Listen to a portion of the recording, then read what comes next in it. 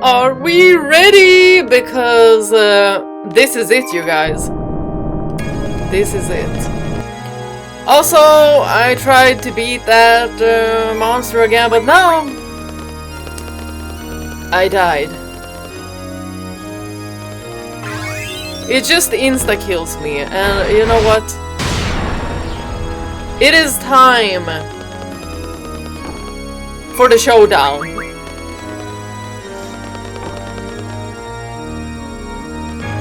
I'm not gonna try to beat it again. I've had it with him. We need to save the world, right? I'm not gonna lie, I'm quite nervous. Because I do remember how much I struggled. Like, sure, I struggled with a lot of the fights before as well when I was a kid. But this one, it was just brutal. Like, I kid you not, it almost took like a month. It was brutal! And mind you, I didn't really understand the junction system, so I don't know how I even got through this game as a kid. But my motivation was, you know, the romance between Squall and Rinoa and the cutscenes. I want to see more. Oh my gosh. Oh my gosh! She looks fantastic.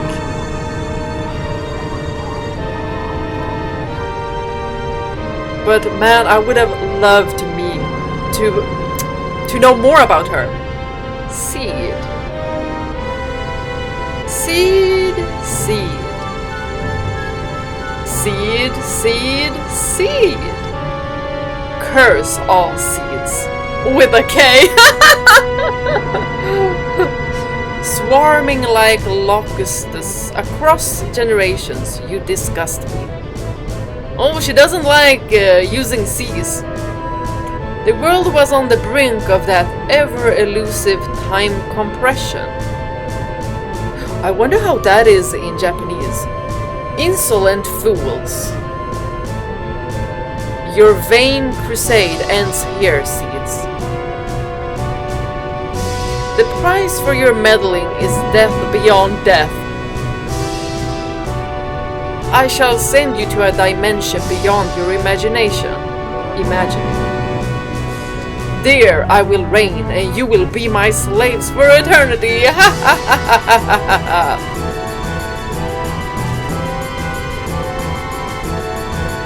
Whom shall I exterminate first? I'll start with you three.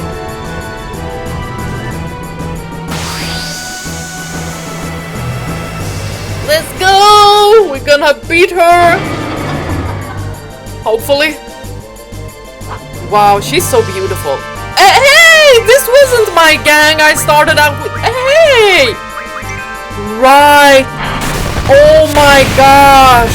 You guys! Okay, now it hit me. Now it hit me. Oh! Oh, Selfie's down already. Like 3 seconds in, and she already down. Wow, now I remember. She just picks the three that's gonna be fighting her.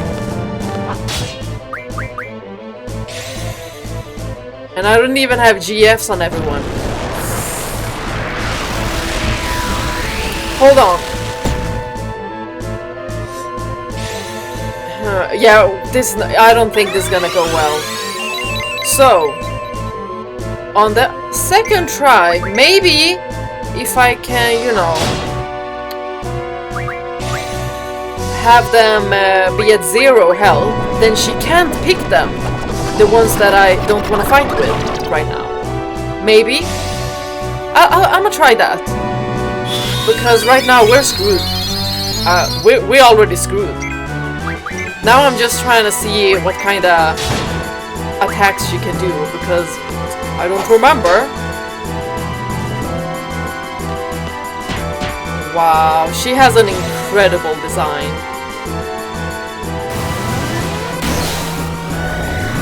I really wonder why they chose to not have her say anything with a C in it. The most powerful GF, you shall suffer. Ha ha ha ha ha.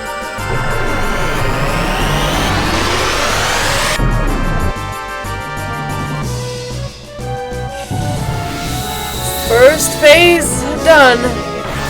We're not even close to. Oh my god. Oh!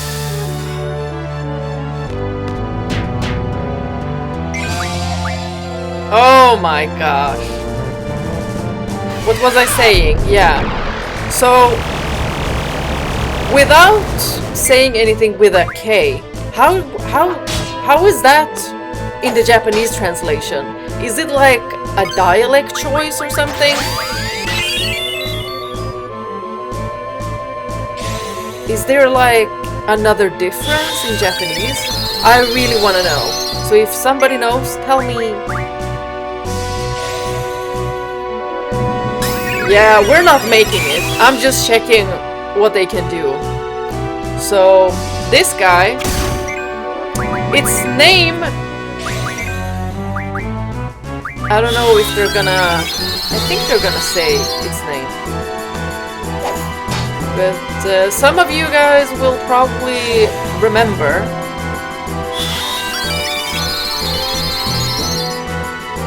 When Rinoa asked Squall what he named that lion on his ring, he said a specific name.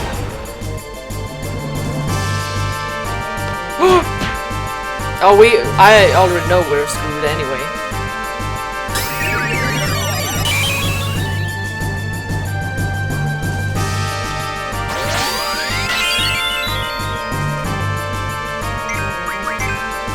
Full life was blown away. Oh my gosh. Right. He also removes magic from us. It's like it's just erasing everything that it wants to erase. Like now you can't use this. The GF's true power. Allow me to show you. Griever, make them bleed. That's its name, Griever. And that's what was, what Squall had, you know, named his ring. The lion on his ring was also named Griever. Well, we screwed. Up! We're screwed! Ah! Okay, I'm gonna try again. Wish me luck. Oh, we finally have the team that I wanted. The ones that actually had the GFs. And mind you, it did not work to off the other characters because they still had 1 HP point when they entered battle, so that tactic didn't work. Did it work in the original version? Maybe it did. I don't really remember.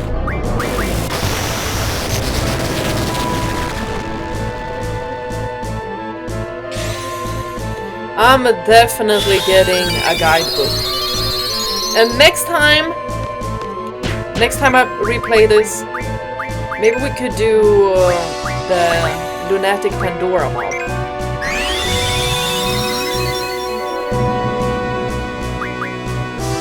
But now let's try to win. Oh my gosh. I had to restart the battle. And then on the 3rd try, I had Zell, Squall, and Rinoa.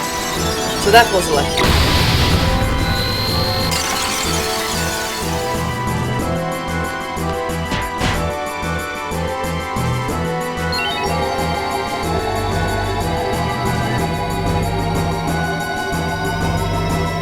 Oh, I really wanted more lore when it came to Ultimecia.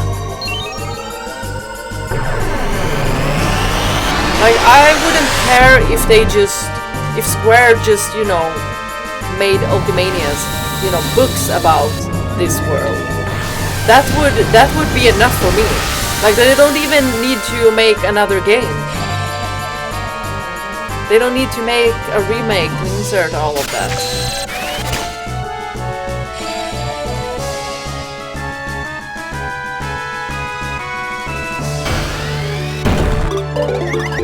Oh my gosh.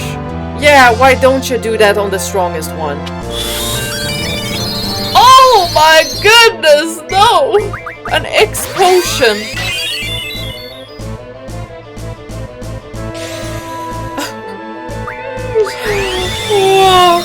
Having confused on Squall? No. That's a big no-no.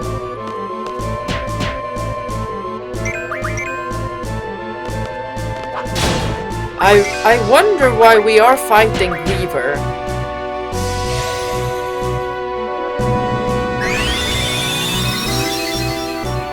Like, I don't have many good theories because there's not enough information.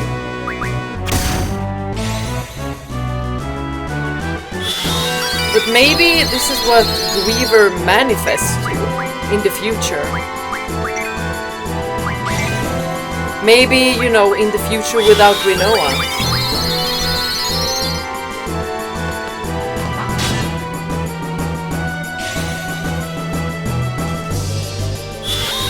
Maybe, you know, Rinoa just wasn't supposed to survive or live this long.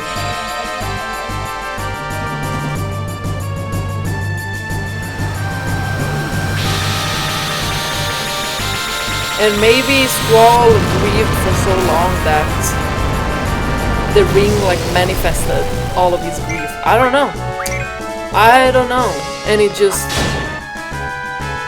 became this powerful GF. Does somebody have any lore on Griever? Mention it in the comments. Or other theories.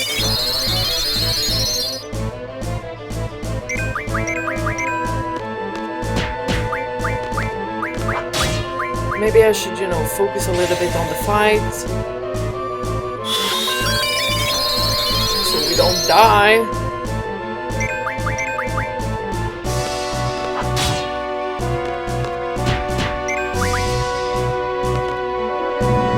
We should be using Aura as well. Y'all, I can't wait to suplex Ultimecia.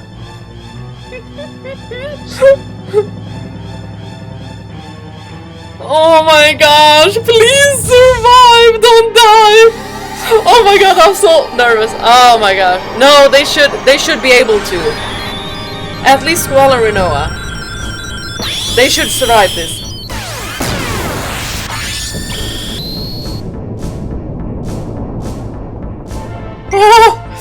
Oh my gosh. Oh my gosh. Oh, we definitely need to be in full health.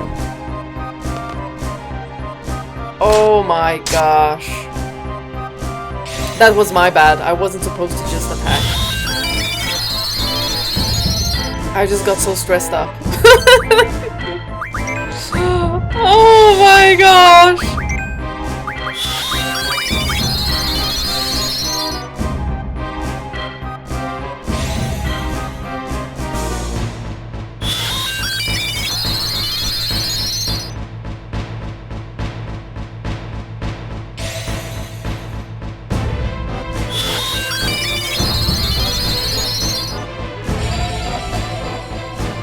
What are you gonna draw?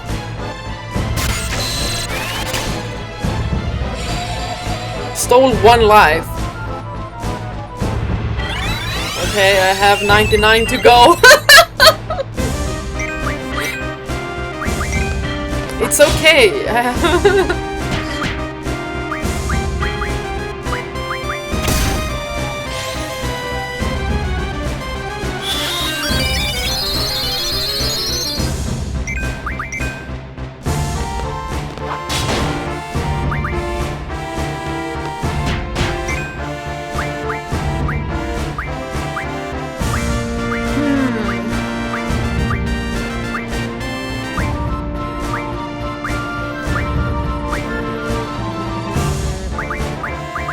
wanna haste? I think we wanna haste everyone, actually.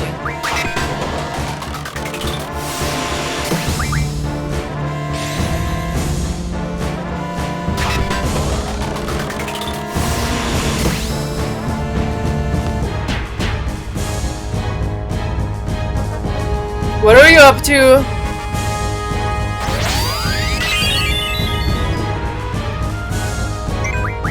Oh, okay. Asuna is gone.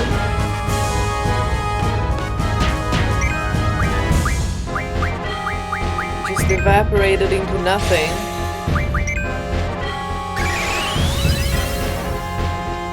That's kinda interesting that Griever can do that, just erase something from its existence.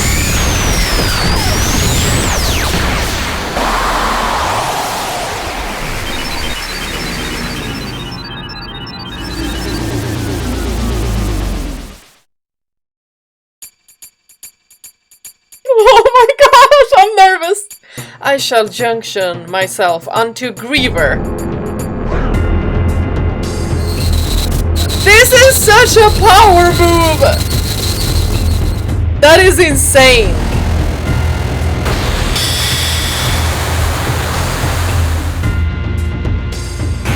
Look at this. Oh my gosh.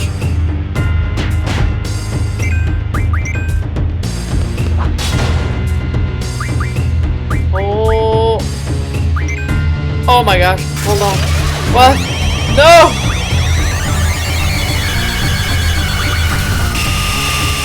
I'm nervous. Okay, it's okay. It's quite okay. I thought it would do more damage. But we're not unholy beings, so you don't be getting KO'd like that.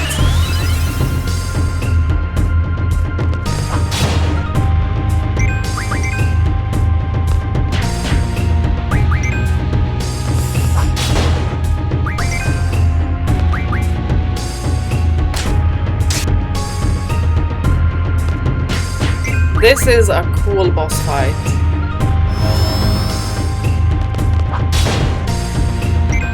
And just the designs, 10 out of 10. But the most cinematic boss fights, Final Fantasy XVI.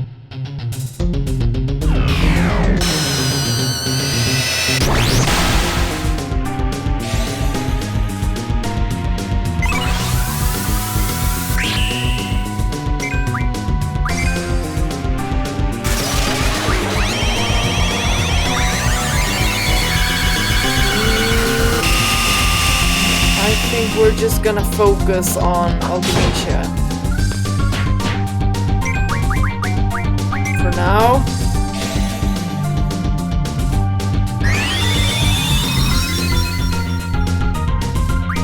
Okay, treatment did not work. I don't know what.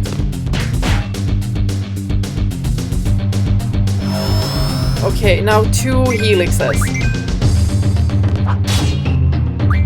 We're still going for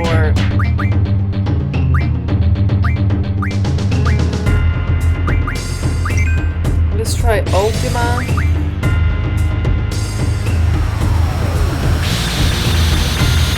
I am gonna use Aura as well, but I'm just waiting a bit.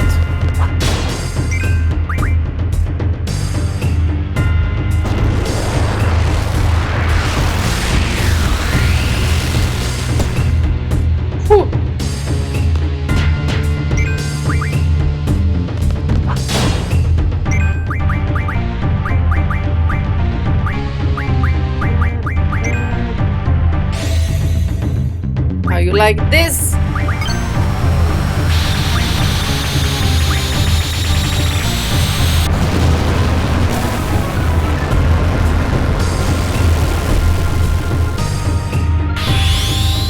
We do have Aura Junction.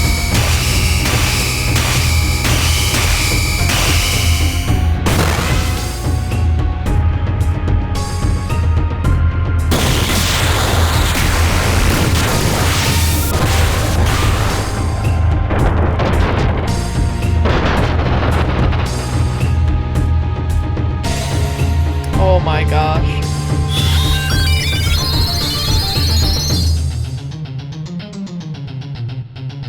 No wonder I struggled as a kid.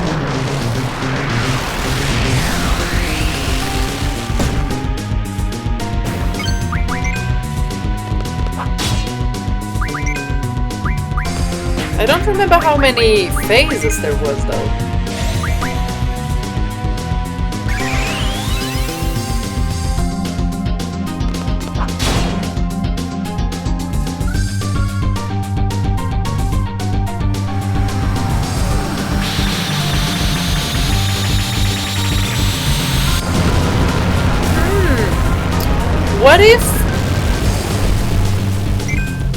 What if things turned out differently? Squall would have been Ultimecia's knight. And that's why she's junctioned onto Griever. And why Griever is on her side.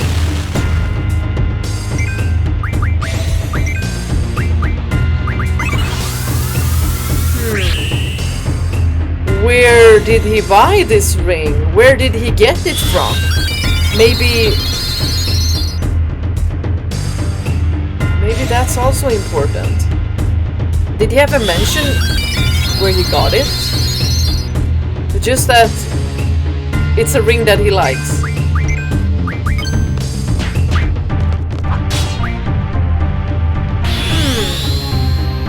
That's some lore I'd like to know. Oh my god.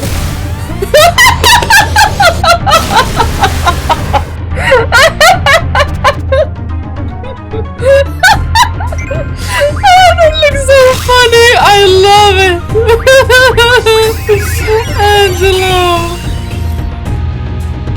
That was what I wanted to see.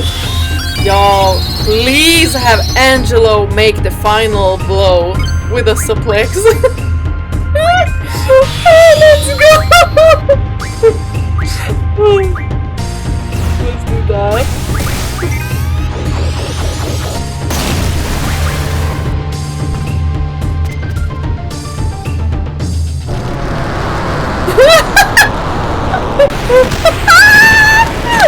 Great job, Angelo!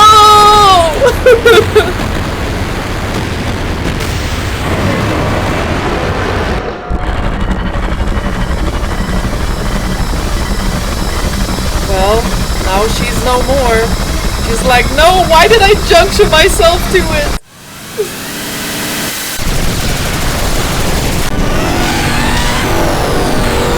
Maybe she has a final moment to rejunction herself.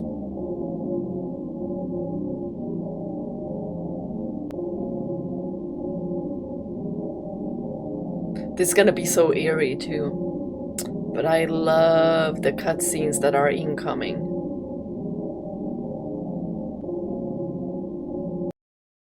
Also, I'm gonna try not to cry. I'm already getting like teary-eyed.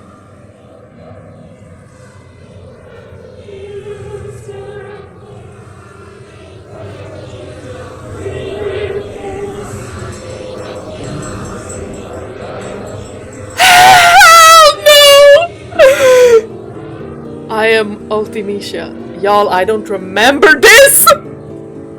Time shall compress. All existence denied.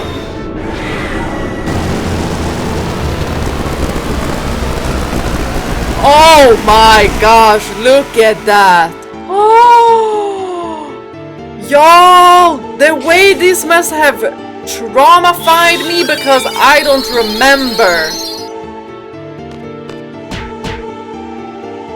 Oh my gosh. Hell's Judgment.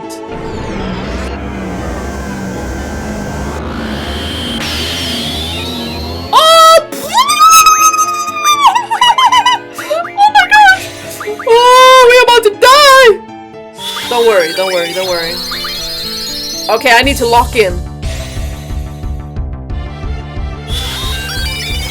Now it's serious.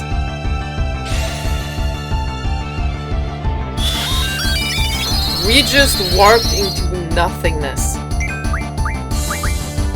This is basically the dimension where we can actually beat her. I wonder if this is like her true form, or if she junctioned herself again.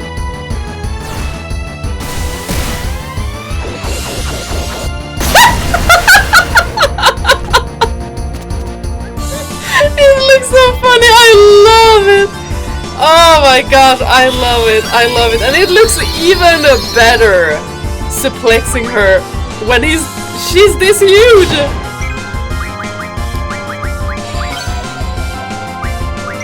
I love Ultimecia as a villain. But I would have loved it more if we had like lore on her. Oh my gosh! Ooh, Angelo, suplex her!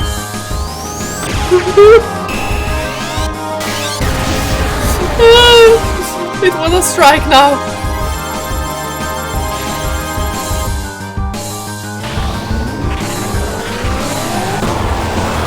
Look at her just dangling. Like she's just dangling threads. That is a very eerie look. Super scary. Kind of reminds me of Anima. Also a summon. But not in this game. Is there an Anima in this game? Maybe that's where they got... Oh, maybe this is where they got the inspiration from. Y'all, Final Fantasy VIII is peak!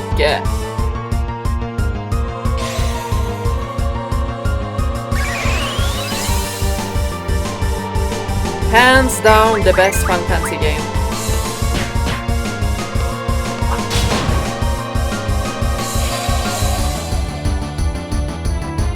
Such an interesting story too. Like you can expand it so much. And I kinda get why they couldn't. Because it'd be too long. Like it's already 4 discs.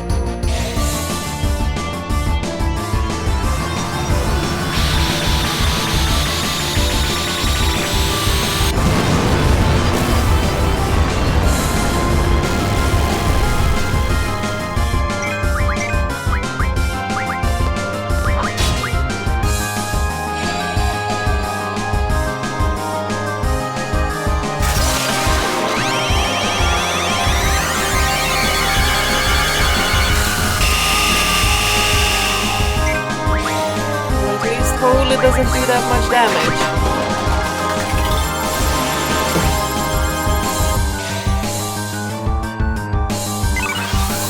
Such a cool boss design. That cape-like thingy is so huge. Like you can really see it better when Angelo is suplexing her. What is this form's name? I need to check it out later.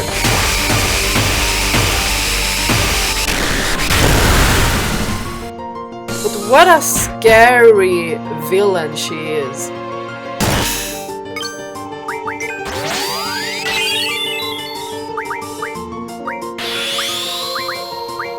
Okay, blind is blown away.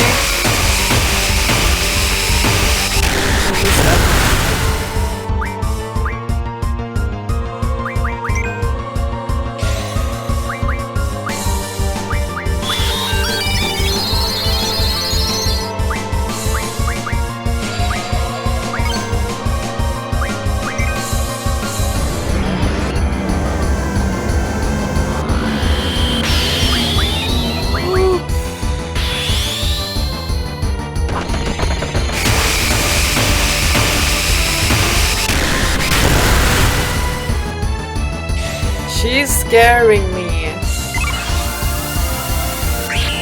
My heart is beating fast. Like, I'm scared and I've got a lot of adrenaline. Ultimecia. 2 Ultimecias. It's like her mirror self. Boy, get the frick out of here. You're not gonna be able to do nothing. I swear. Exactly.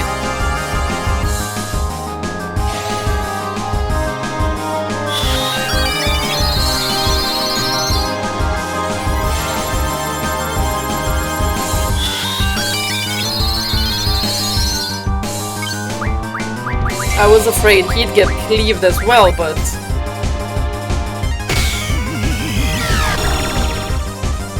I wonder what Seifer is doing at this point.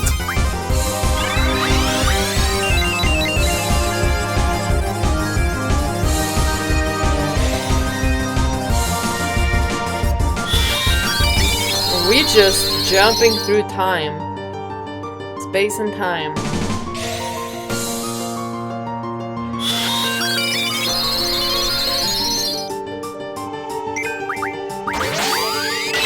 The fact that she can just reduce everyone's health to 1. That's such a power move.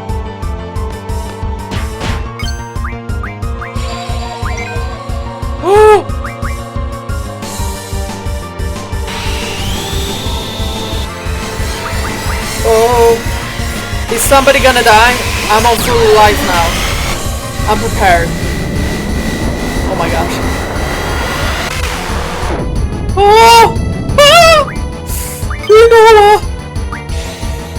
Come back up. Oh my gosh. Apocalypse indeed. The things this goddess can do.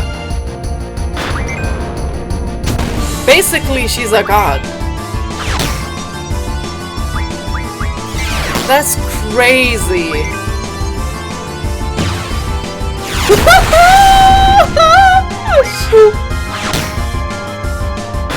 It's like, let me lift her.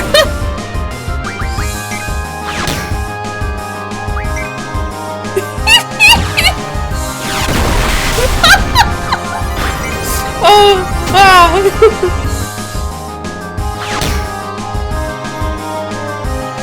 Reflect on your childhood. Reflect on your childhood.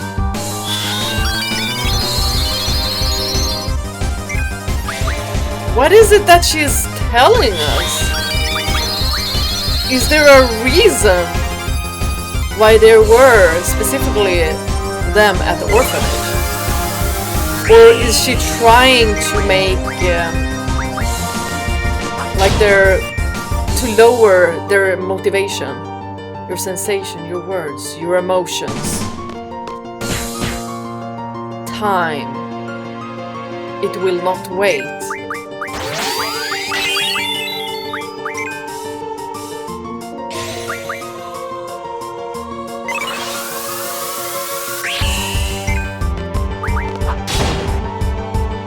No matter how hard you hold on, it escapes you. And yeah, time does. And then Hell's Judgment! He's like, y'all going to hell. Oh my gosh, oh my gosh! Oh. Oh, she's scaring me. Oh, wait, is this the final? Are we done? Oh.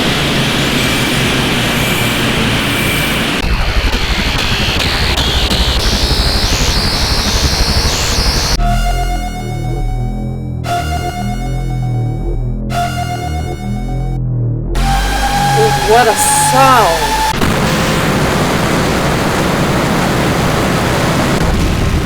It's like static.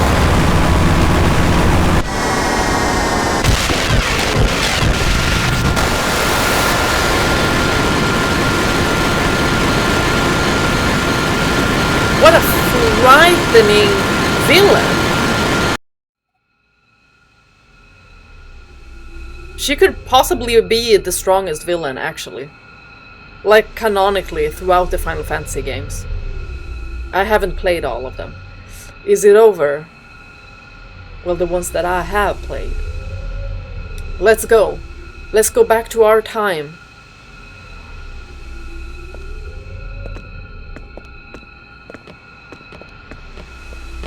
Is everyone gonna make it? We'll see.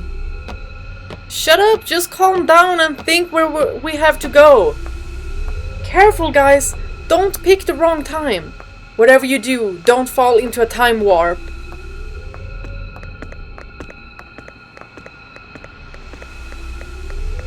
They have to ground themselves. Time, place, who I want to be with.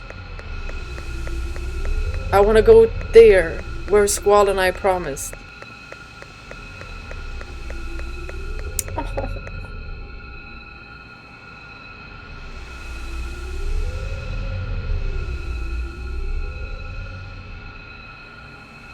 I'm already getting teary-eyed, y'all. Squall.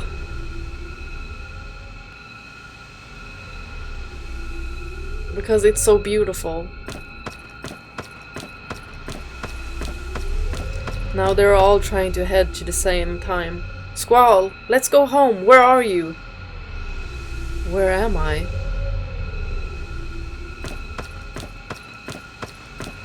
He's in the darkness, they're in the light. Squall, where are you going?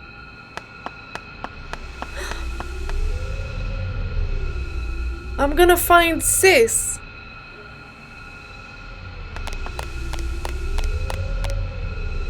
Squall. Oh, Matron.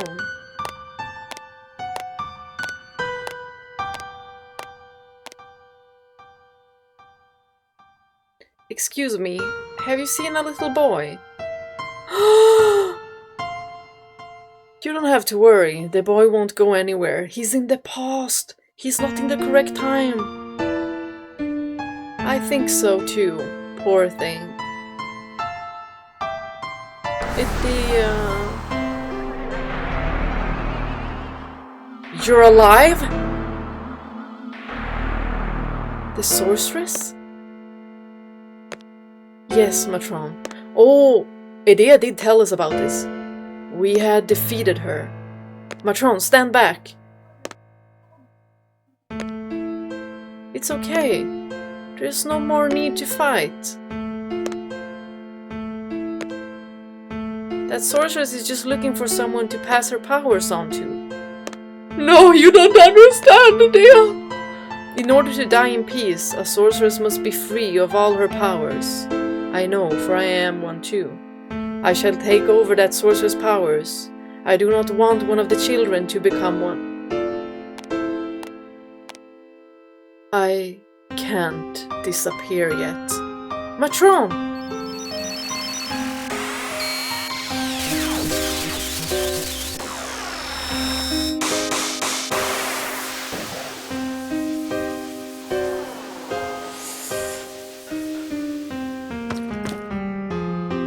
Of course, they didn't understand by then.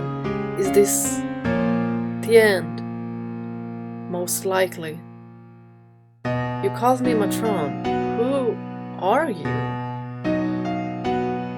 A seed. A seed from Balamb Garden.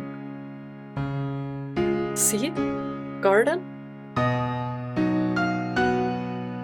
Both garden and seed were your ideas. Garden trains seeds. Seeds are trained to defeat the sorceress.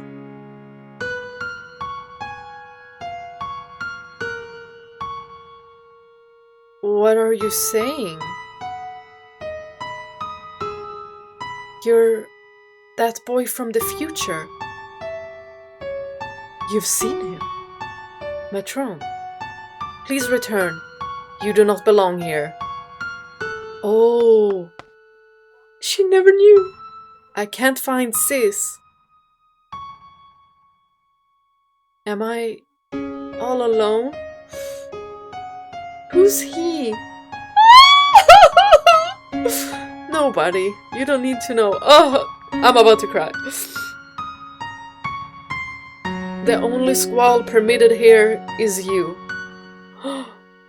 She knows it, Squall. Do you know where to go back to? Do you know how?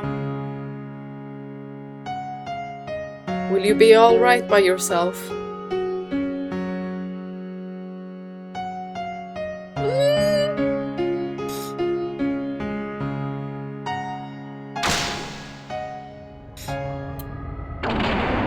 Because I'm not alone.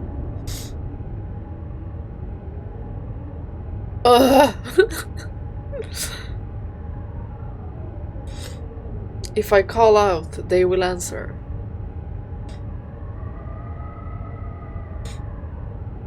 Where is everyone? Rinoa, where are you? Zell, Selfie, Quistis, Irvine, Rinoa! Am I alone? Rinoa, I want to hear your voice. Which way do I go? I can't make it back. Alone. Rinoa? Oh, he's getting desperate. Oh my gosh, he feels so helpless. I can't. Oh, it's like he's back to that little kid. Oh. I can't. This is so sad. My heart can't take this.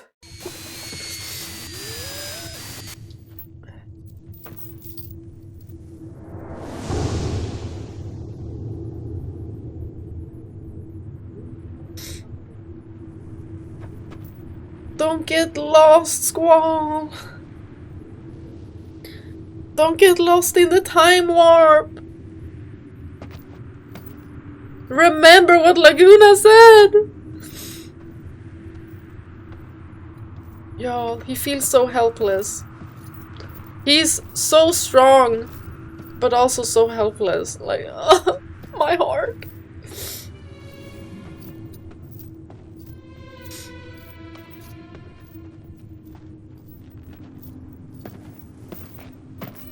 I understood nothing about this when I was a kid. I was like, what the frick is happening? I just love the cutscenes. I still do! Oh my gosh. Just imagine yourself being here. All alone, feeling helpless, and you can't see anything else except for this ground. And nothingness. And then you see this. It's like it's just getting smaller and smaller. Look at this. Oh my god. This is so scary. No, Squall. Find him, Rinoa! Find him!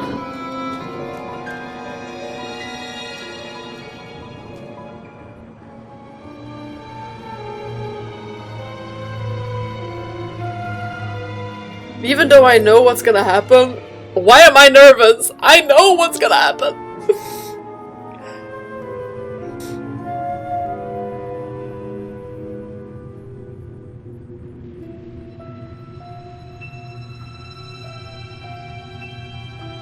She's looking for you, Squall!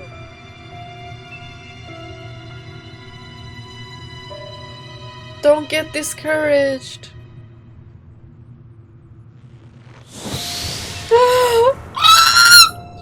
Y'all! It's so beautiful.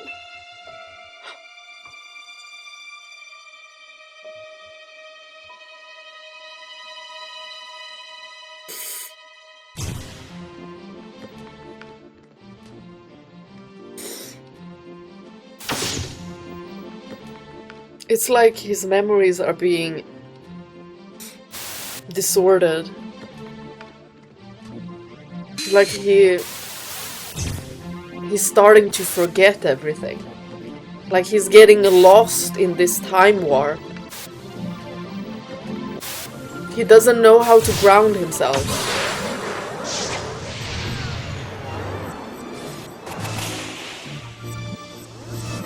And that to me tells me that he needs other people. And he hasn't realized it.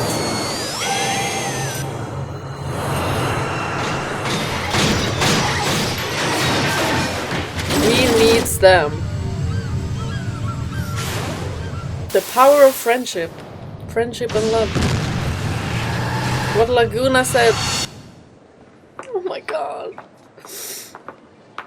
Ugh. Squall, hang in there!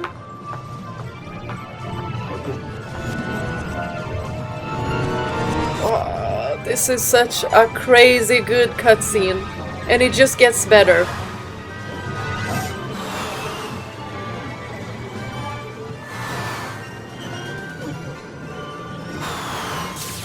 There were only geniuses working on Final Fantasy VIII.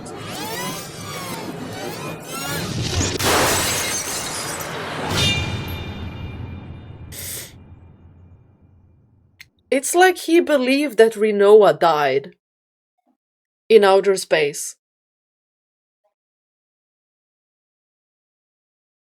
Distorted memories.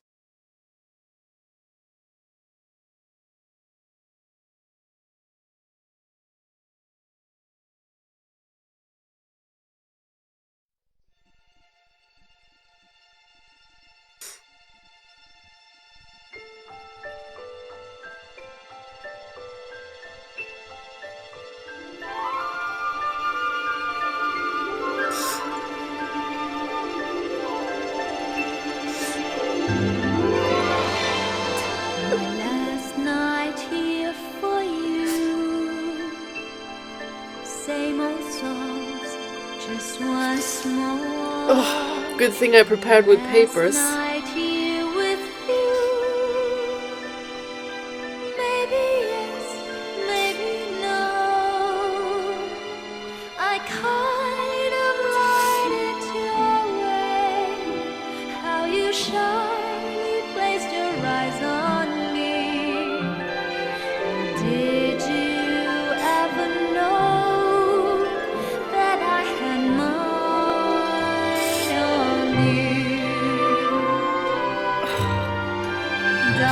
So beautiful. She found you, Squall. Y'all, without Rinoa, he'd be lost.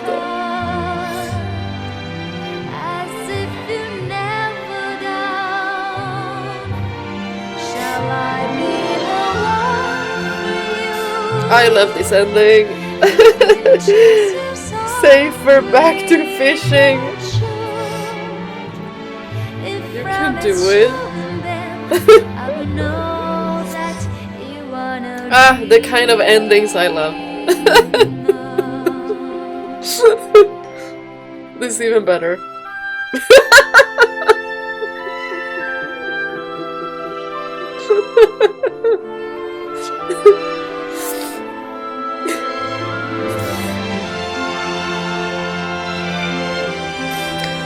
See, Seifer, you don't need to be doing anything grand. You're happy, just like this.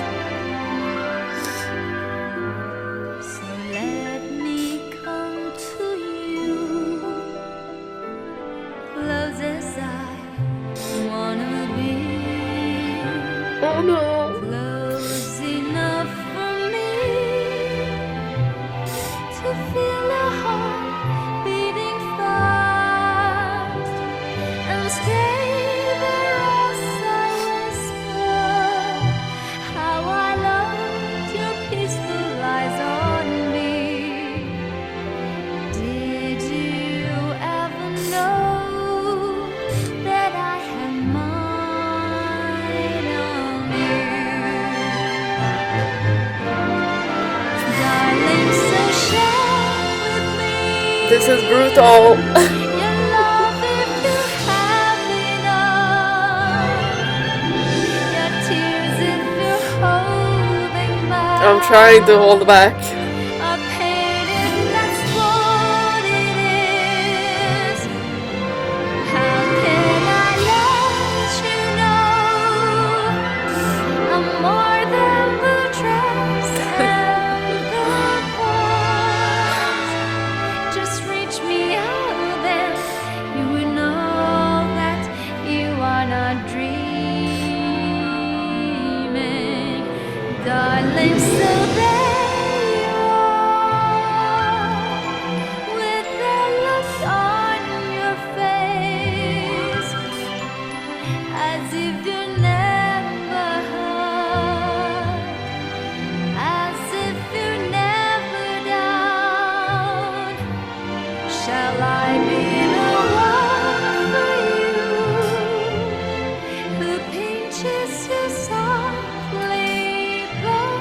1 minute I'm crying, then the other one I'm laughing, the next one I'm crying. I would know that you are no dreamer.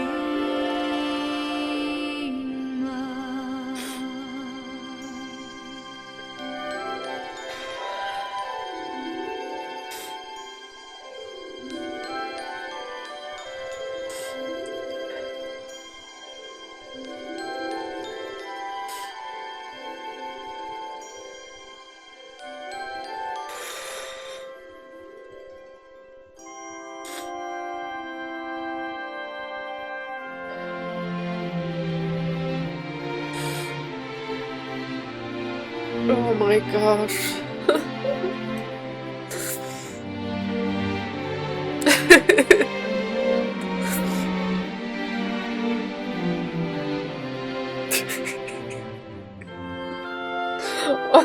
Great dance moves. She's so beautiful, look at her.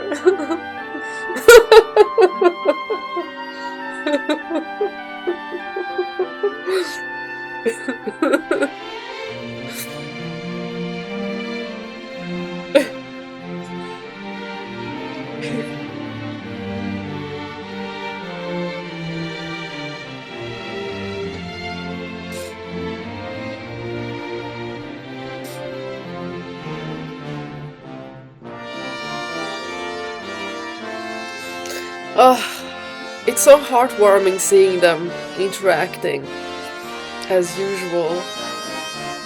And just happier, and Edea is there. Oh.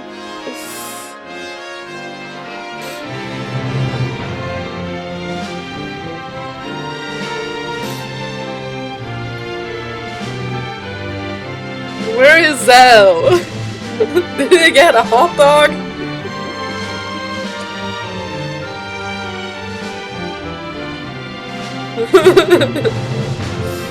He's like, let me. And she has his hat. Y'all, this is so cute. I can definitely see selfie with Irvine. She's like, why are you really flirting? She likes him.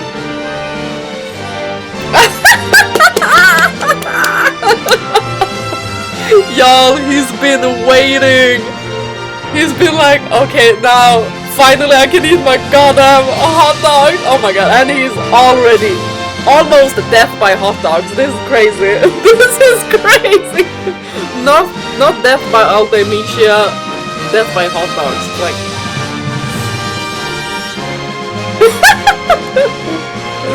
I wonder what they said.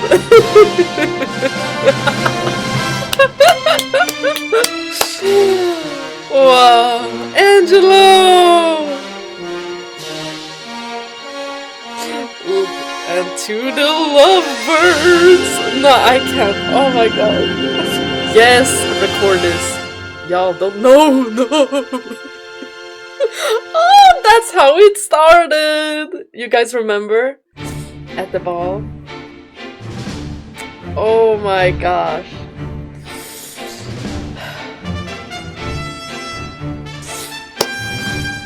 Peek, but it's not over yet. It's not over.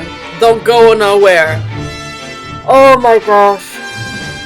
I adore this game so freaking much.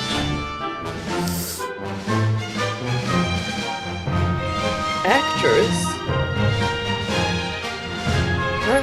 Why does it seem like... Wait, did they have motion capture? They had motion capture.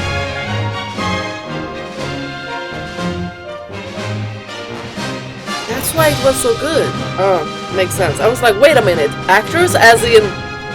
Does the Japanese version have voices? But no. It would have said voice actors, right?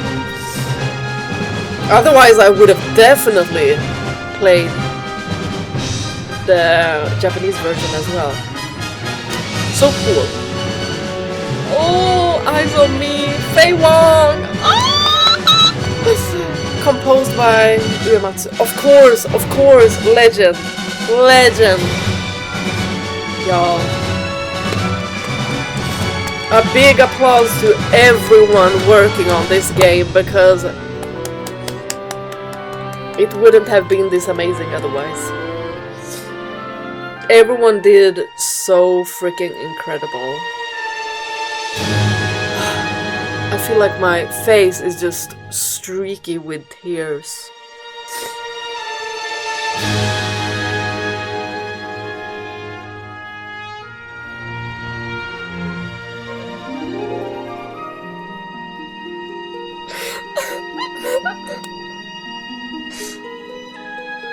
Don't cry, don't cry. But these are happy tears.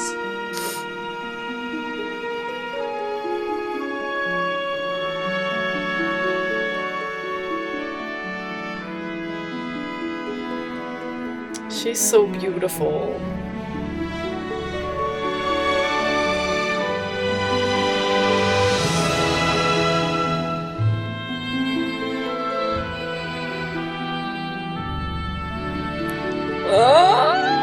And that's how they met. A smiling Squall. You cannot. Oh my gosh. I love them so much. I'm not okay.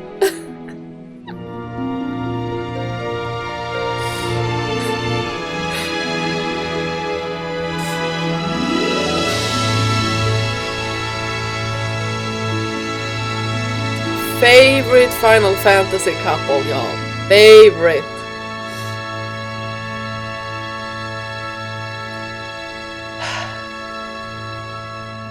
Oh my gosh, they're so dear to me. Oh, every single character. Oh my gosh, this game is peak. I cannot believe that it ended.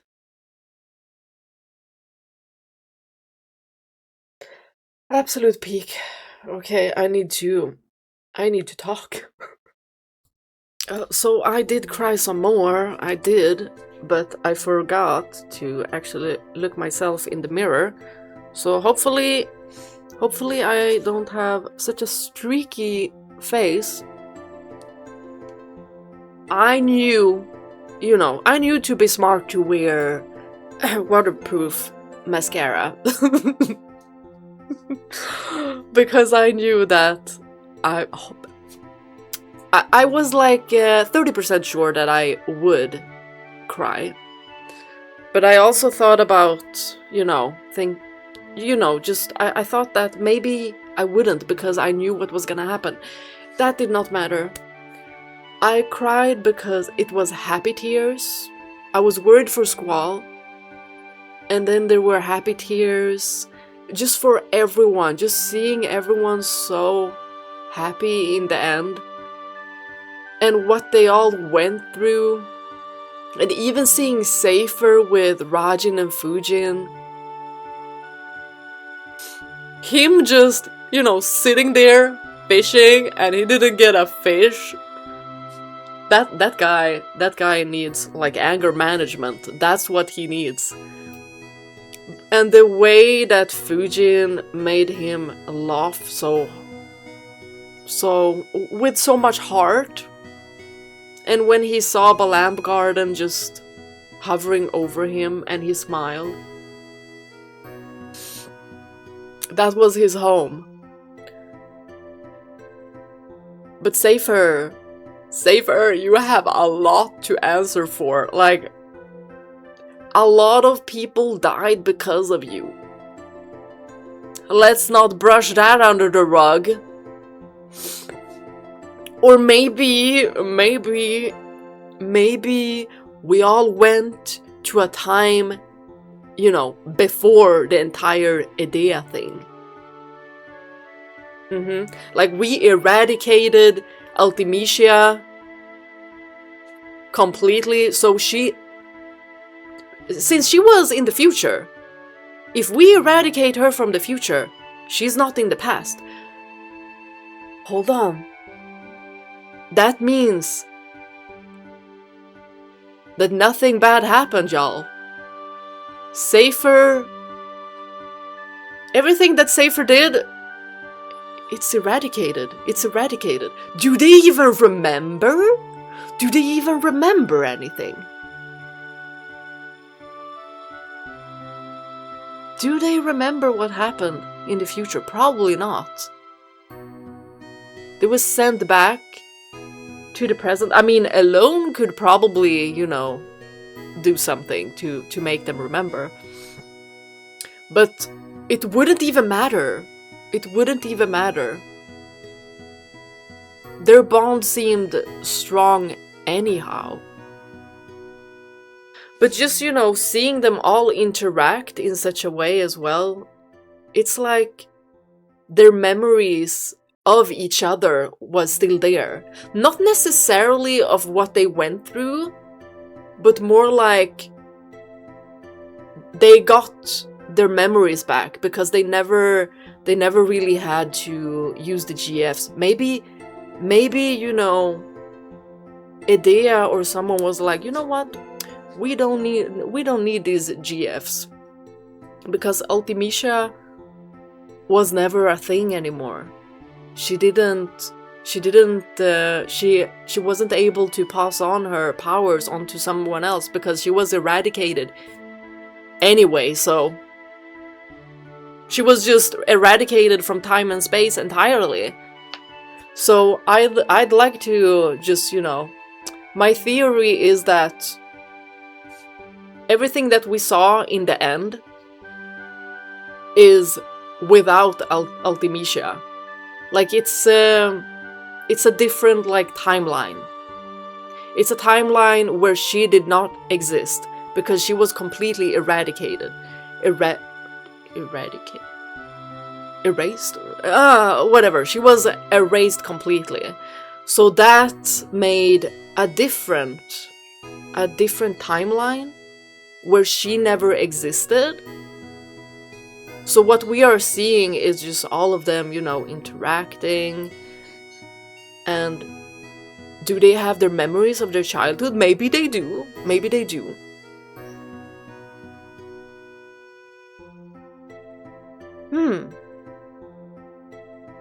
What do I want? I think I want them to have their memories, like, intact and remember one another. It's either that from the childhood or that they remember what they all went through, and in that way they grew even closer to one another, and that's why they have such a great bond in the end. Because they went through a lot. So I would like to believe that they still have a memory of what they all went through, but everyone else is like, well, it's always been like this. And Edea's like still their, like, mother figure. She hasn't become possessed by Ultimecia in this timeline whatsoever because Ultimecia did not exist here. Adel, yes, but not Edea.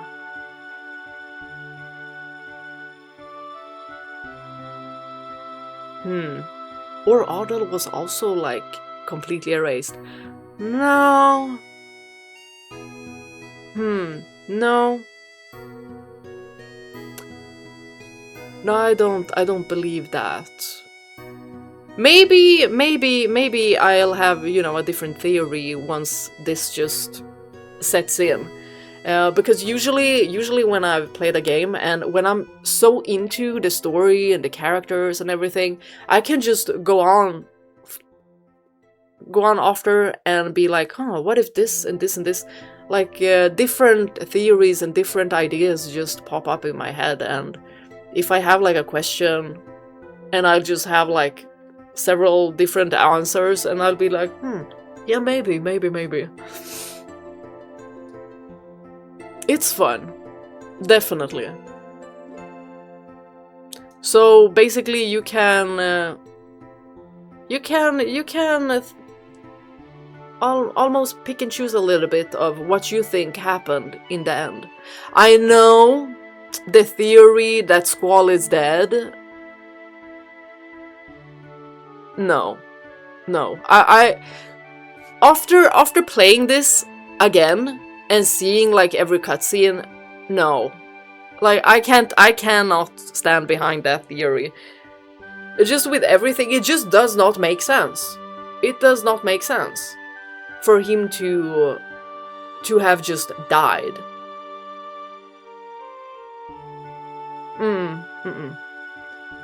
Like, oh, sure, y'all can have that theory, but it does not make sense. At some point, it's just like, it's almost like contradicting itself with what is happening in the story. But I really, really loved the ending. I love a good happy ending when it's executed in such a way, and I think that Final Fantasy VIII did it fantastically. I love a bittersweet end as well, like a bittersweet or a happy ending, or like, you know, if there's like, if they would make, you know, a sequel to a game, let's say the first game had a very bitter, like a sad ending. I'd like for them to make the sequel a better ending, because I really like to see characters that have struggled so much, that have fought so much, that they actually have a happy ending. And I know that a lot of people feel more like impacted when it is like a sad ending or like a bittersweet ending. And I get that. But nothing beats a happy ending that is well executed. And that also makes me feel like, I can move on. I don't need to, you know, feel bad for these characters, because they all just living happily ever after now. Anyone else like that? But also, like, I get very, like, attached to certain characters. Usually I have, like, a couple of characters that I get attached to, but with Final Fantasy VIII, it's just like, I love the entire cast.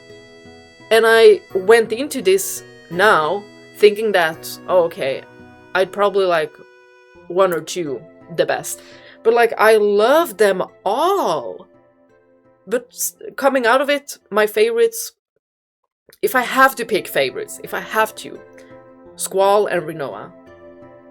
And Rinoa is now my favorite, my absolute favorite protagonist of the Final Fantasy series. Yeah, definitely. She grows a lot.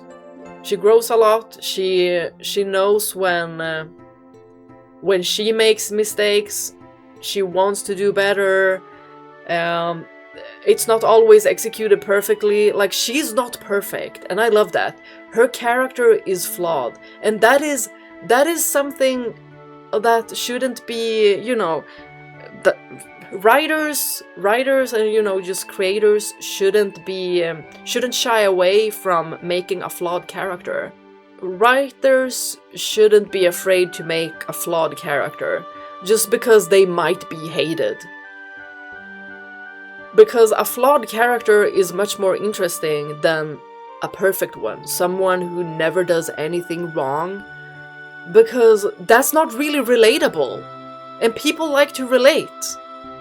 But then again, like, people also are very harsh on some of the traits of some characters, as if they've never done the same before. And in those cases, I'm more like, how self-aware are you actually? Because not a lot of people are self-aware. And usually, if they do make a perfect character that does not, like, nothing wrong, the tiniest negative thing that this character might do, like, make it like a white lie to protect someone, people are gonna be bashing on that character and be like, well, you see, that character wasn't that good after all because of that one lie. And then you have this the other character who has done, like, morally outrageous stuff, and they're like making something, they do something good, and people are like, wow, what amazing growth. How are you gonna bash on a character that just, you know, had one white lie or, like, one mistake, and then cancel them entirely because of that one thing. But you're gonna give like 1 million chances to the bad character. Like we see this a lot, like in media as well. Like somebody has a good character, has good principles, has good morals, good values, and then they just do something wrong, whatever it might be. Like it could be like, well, they couldn't maintain their alcohol, like they did something questionable. Like if it's not something like extreme, like something you should really be put for jail. Now I'm just like thinking about things that can be forgiven. Like as humans, we are not perfect, so we shouldn't be expecting others to be perfect too. But like the way these witch hunts go after people that are good,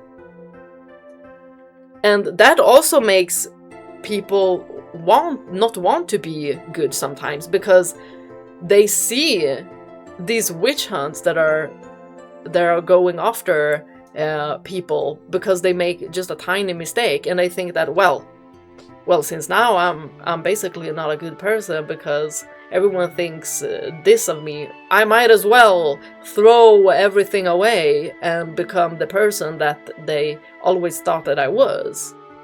Like stuff like that. Very problematic thought pattern. Like you see it, it's not very prevalent. Like it's not something you see like daily or something, but you do see it like online. You do see it with like influencers, politicians, a lot. Y'all, I don't trust a single politician. Maybe like a few of them, like mayors or something like that. But like, I will not be loyal to a politician, because they can also change like this. Does it benefit them or a tiny group of people, or does it benefit a majority? And I'm always gonna be with, does it benefit the majority? Does it benefit the people that are struggling the most, that are the weakest in society? Those are the people that I want to help, that I want to protect. And the people that are struggling like physically, mentally, be it whatever. And then we must also think about, you know, just liking a character. You can adore like a villain character. You can adore the bad guy characters. That doesn't make you bad because you like these kind of characters. Like anyone can like the villains. Like I like some of the villains as well. Like they're very well done. But then when people start to be like, well, if you like this character, that must mean that you also share their morals and principles. No, that's not... Y'all are reading way into it. Like just because you like a character, or like, you know, how their character develops, or just how interesting they are, or how good a villain they are, doesn't mean that you have questionable morals, that you would do the same. Like, it's a character. It is fiction. It is fiction. Like, it is not real life. So you really have to distinguish reality from fiction. And some people really like to nitpick and be like, oh, well, you're a bad person. They like to point fingers at people. Oh, you're this and that because you like this character.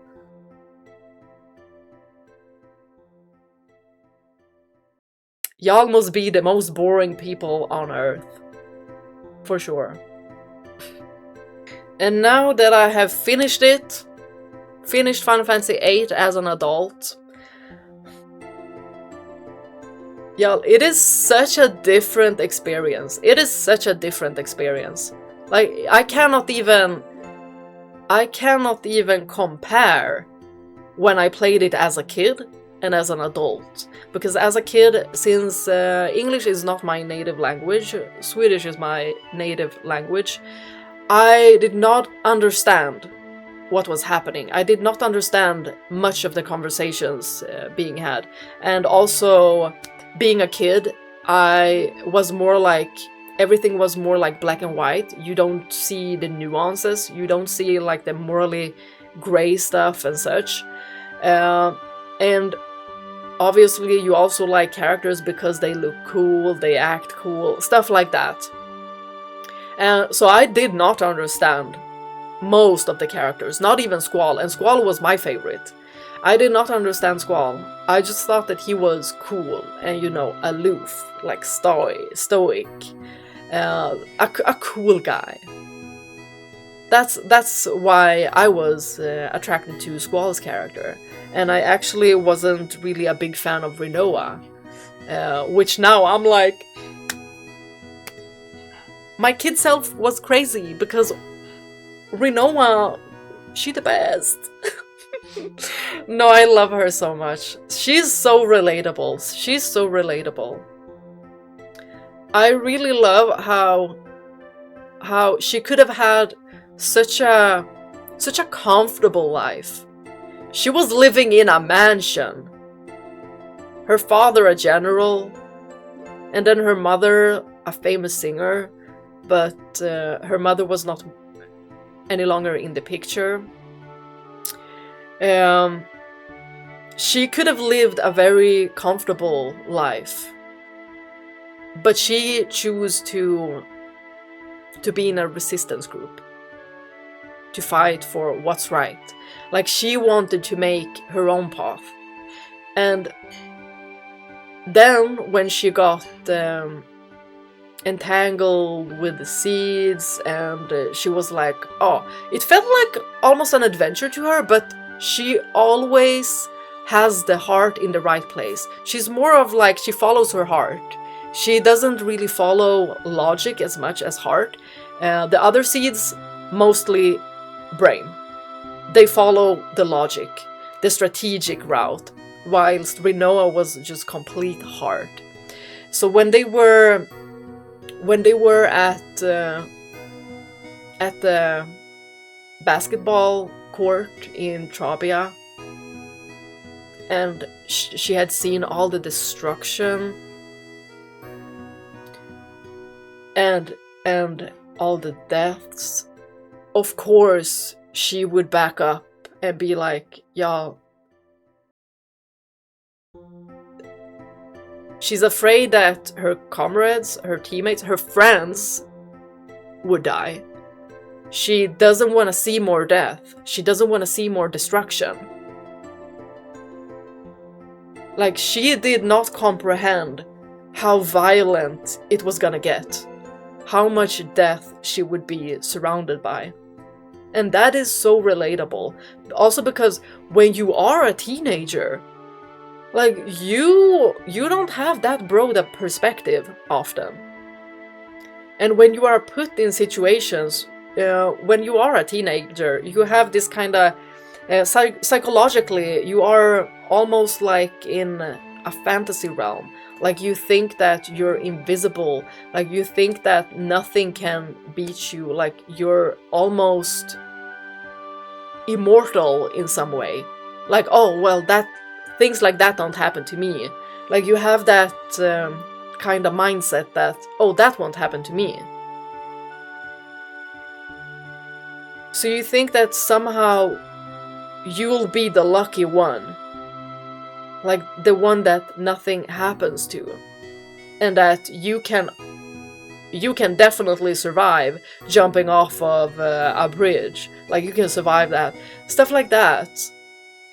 Like, you don't have the consequence thinking. What is it called? It's another word for it, but thinking about the consequences. It's not as serious when you are a teenager, you know, just growing up. And being put into that situation, I think that was very, very mind-opening for her. It was like she got a reality check. Like, this is how it is. to be in the military, to be a seed. She had no clue.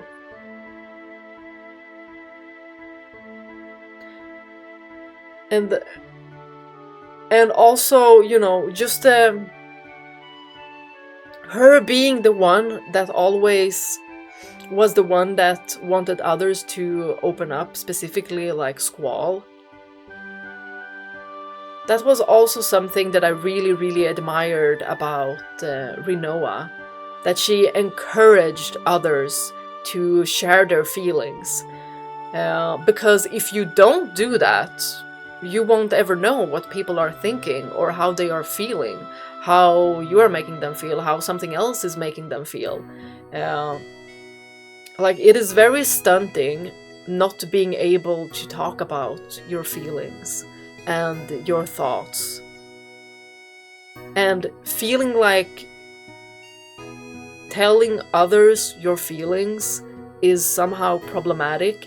For example, like if you feel like a burden to others because of you telling them that, oh, well, I'm not feeling so well today. If it is received as something like, oh, that's such a burden for me to hear, maybe those people aren't really good friends, because friends should absolutely take the time to hear you out, to understand your feelings, to see what they can do. And sometimes people just need to listen. Like, when we talk, maybe it's not advice that we always want. Like, we don't want advice to how to fix things, usually. It's more like we just want to talk to someone, to have someone to listen to us. And that's also what I think about when people don't usually, you know, take your advice. Some people, when they do want advice, will come to you and be really like, okay, I need advice too. What should I do in this specific situation? But if they just start with this and this and this and this has happened, people want you to listen. They don't want you to be like, oh, well, you should do this and that and this and that. They want you to listen. And I know that it can get frustrating, especially if your friends specifically come with the same type of issues every time, and you're like, well, this can be avoided so easily with this and this and this. It's also very important with how you present this advice. Like, you should absolutely never make them feel like inferior and that they should never come back to you to talk. And sometimes it's just not the right moment either. And I thought about this as well, like when it comes to some of my friends. Like when they feel ready, they'll come to me and ask.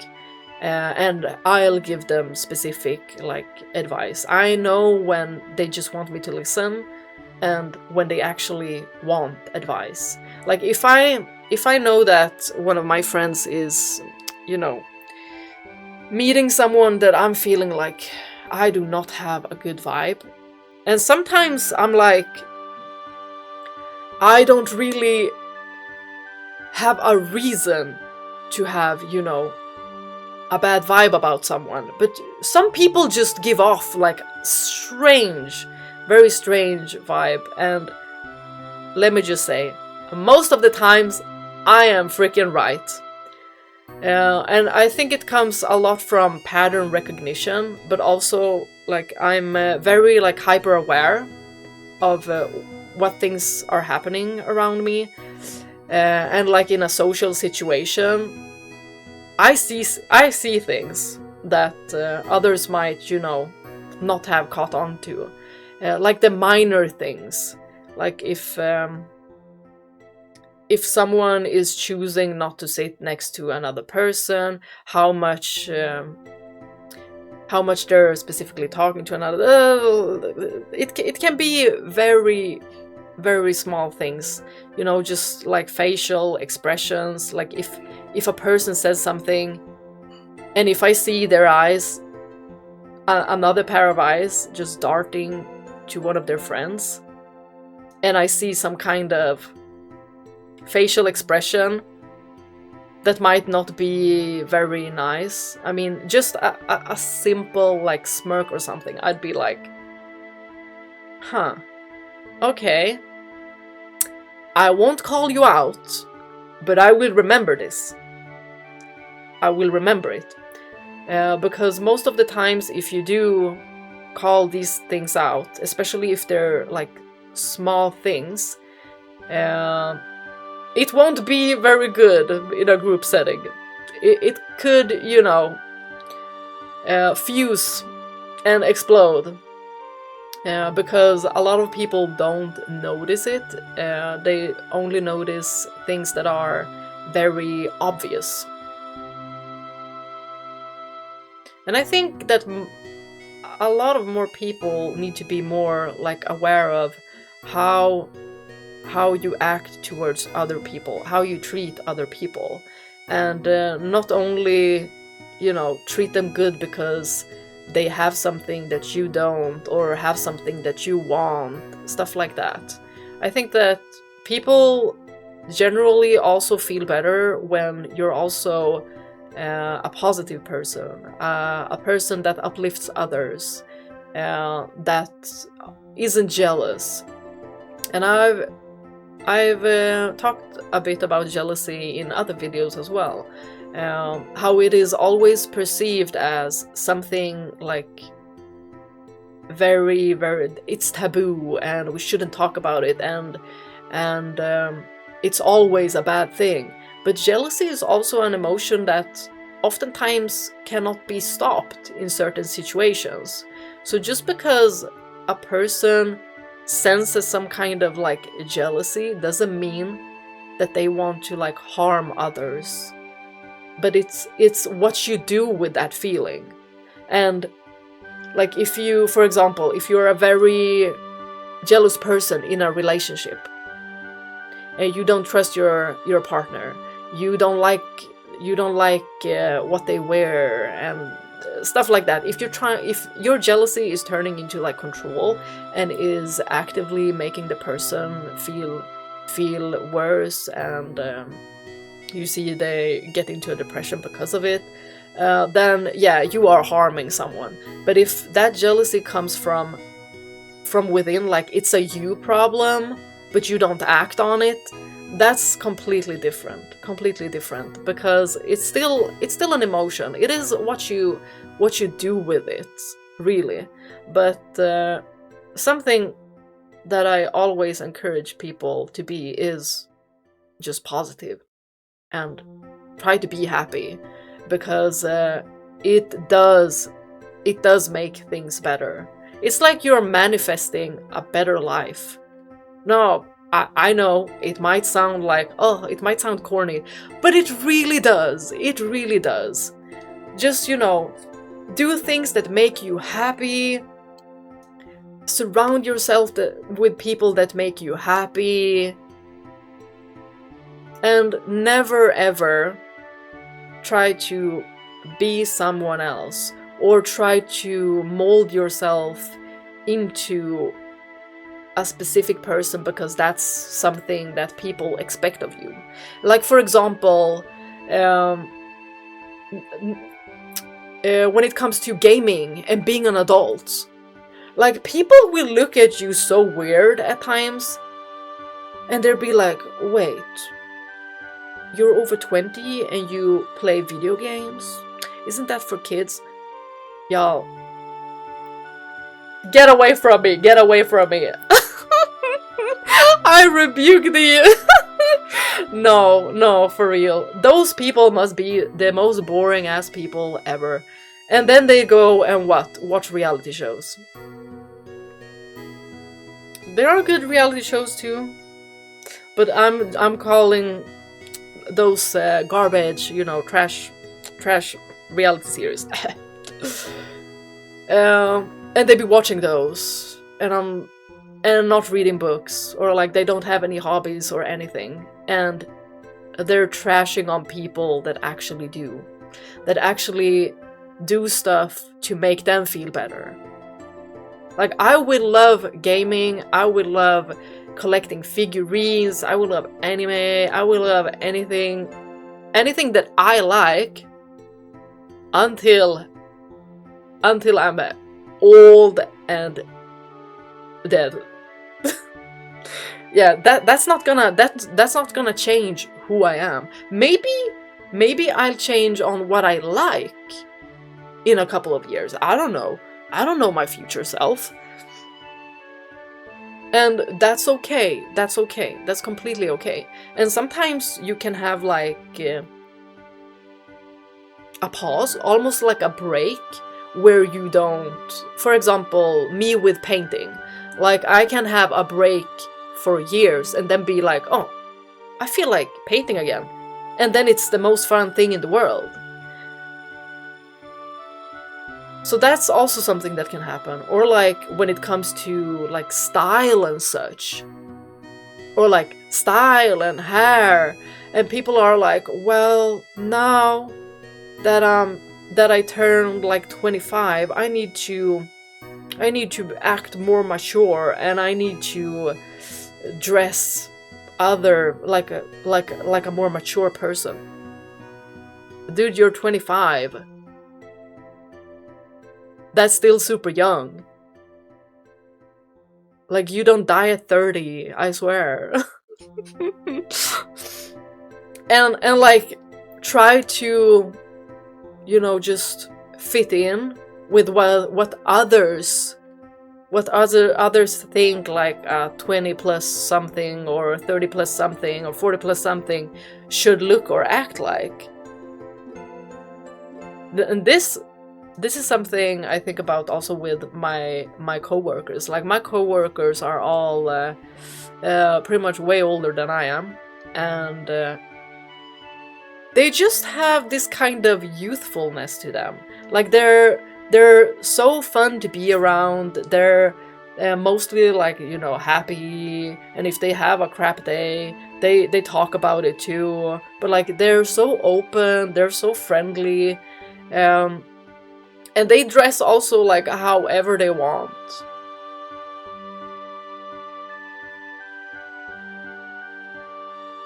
And just seeing that, I'm like, these are happy people. These are happy people. But a happy front can also be a shield. So don't get that twisted. Is there anything else? I always talk too much. Like, if I go one way, it's gonna be like 10 different outcomes when it comes to like subjects and such that I can talk about. So I'ma just end it here. Thank you all for watching. Bye bye.